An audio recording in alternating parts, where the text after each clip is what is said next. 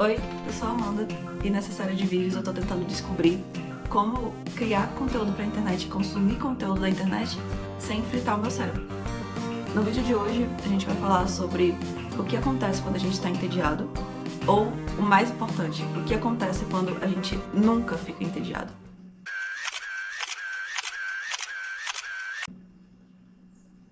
O tédio. O tédio sempre foi o inimigo. Ele é desconfortável, constrangedor até. Mas talvez ele seja aquele remédio amargo que a gente precisa tomar. Nenhuma geração antes da nossa nunca ficou entediada. Tu já reparou que a gente faz de tudo pra não ficar entediado? Um semáforo de 1 minuto, olha uma notificação no celular. Vai passear com o cachorro, escuta um podcast. Na academia, escuta música. A gente procura fugir do tédio, o quentinho da dopamina. Mas fazer isso como um hábito, em todos os espaços de tédio, tá arruinando a nossa criatividade. E quem diz isso não sou eu, são essas pessoas aqui. Criatividade é juntar duas coisas que já existem de formas diferentes. Mas o que acontece se, em vez de começar a juntar, a gente continuar adicionando mais informação? E mais, e mais. Olha isso, Nietzsche disse que quem não tem 2/3 do seu dia para si é um escravo, seja ele um estadista, um comerciante ou um erudito. Não importa quão rico ou importante você é, se todo o seu tempo é preenchido, você é um escravo e nunca vai ouvir a própria mente. Eu acho que eu não tô ouvindo minha mente. E se você tá vendo esse vídeo e a gente tá no mesmo século, tem uma chance grande de que você também não esteja. Processo criativo chama processo porque ele é contínuo. Não dá pra chegar e dizer assim, vou sentar aqui essa 1 hora e nessa hora eu vou ser criativo. Não, é uma coisa que vai amadurecendo, que vai somando com as experiências do dia, com os teus sentimentos, com as tuas referências. E quando eu falo sobre ser criativo, eu não tô falando só sobre gravar vídeos pro YouTube. A gente é criativo em vários momentos do dia. A gente é criativo para escrever uma tese. A gente é criativo para resolver um problema no trabalho, para achar uma saída para aquela fórmula de Excel. A gente é criativo quando a gente mobília uma casa pequena ou quando a gente prepara uma comida só com o que tem na geladeira. Resolver problemas, seja ele qual for, exige criatividade. Mas não tem como fazer isso se o nosso cérebro tá o tempo todo consumindo. E consumindo. E consumindo. A gente precisa desses respiros. Eu vou te falar como é a minha rotina e aí tu me disse, parece com a tua. Eu tomo banho, lavo louça, assistindo vídeo no YouTube. Eu dirijo e faço exercício na academia, escutando música. Eu como assistindo série e nas pausas do trabalho ou no banheiro eu assisto Reels. Parece uma rotina normal, sem grandes exageros. Eu já não uso as redes sociais no meu celular e com certeza não consumo a quantidade de conteúdo que eu vejo e me interesso e queria consumir. E mesmo tendo uma rotina relativamente equilibrada, com 1 a 2 horas para redes sociais, eu não tenho 1 segundo de silêncio. Todas as minhas pausas são cuidadosamente preenchidas. Ou não tão cuidadosamente assim, porque às vezes não é nenhuma escolha. Mas é nas pausas, é no silêncio que moram as ideias. Não é coincidência que tantas ideias surgem no banho ou antes de dormir. Esses talvez sejam os únicos momentos que a gente se permite ficar entediado. E olha lá, isso se tu não tomar banho assistindo um vídeo no YouTube ou não usar o celular até dormir. Se a gente passa 1% do nosso tempo dormindo e 99% no celular, é bem provável que a gente não esteja olhando o mundo ao nosso redor. A maioria das ideias surgem de coisas simples no dia a dia que a gente combina de formas diferentes.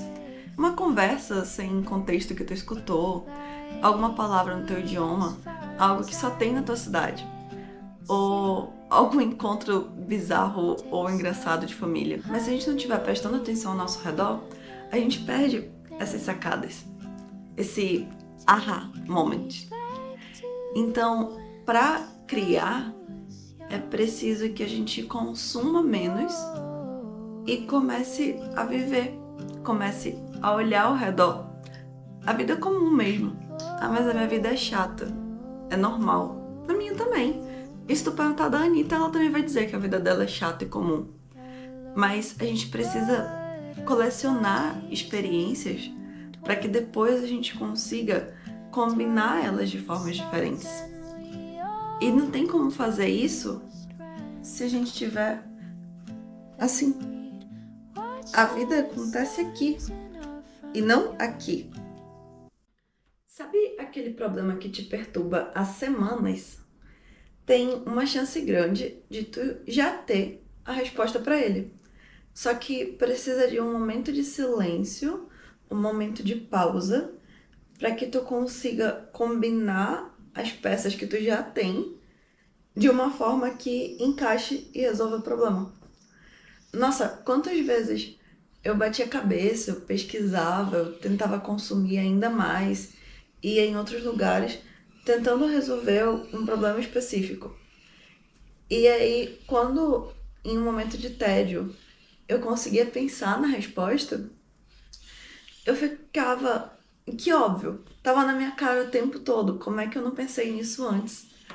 Mas a verdade é que não tinha como eu pensar se eu tava assistindo, se eu tava consumindo, ao invés de pensar. Faz sentido? Sabe o Pascoal? É, esse Pascoal.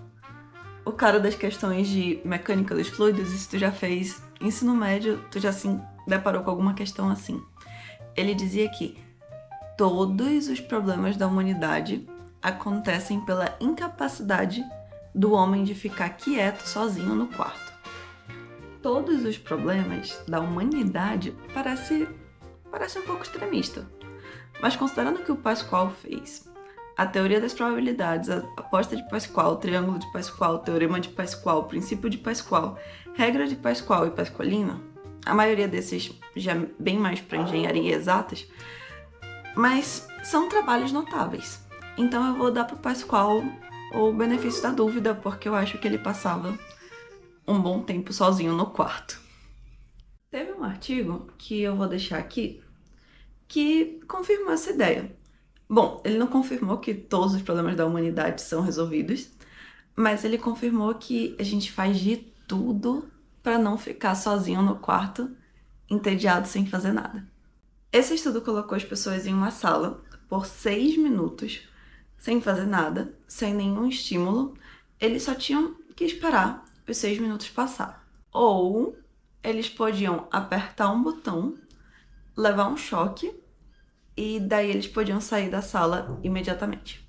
Eram 6 minutos. E aqui o estudo diz porcentagem de homens, de mulher, idade, mas a imensa maioria preferiu levar um choque, se submeter a uma dor física, do que esperar os 6 minutos passarem.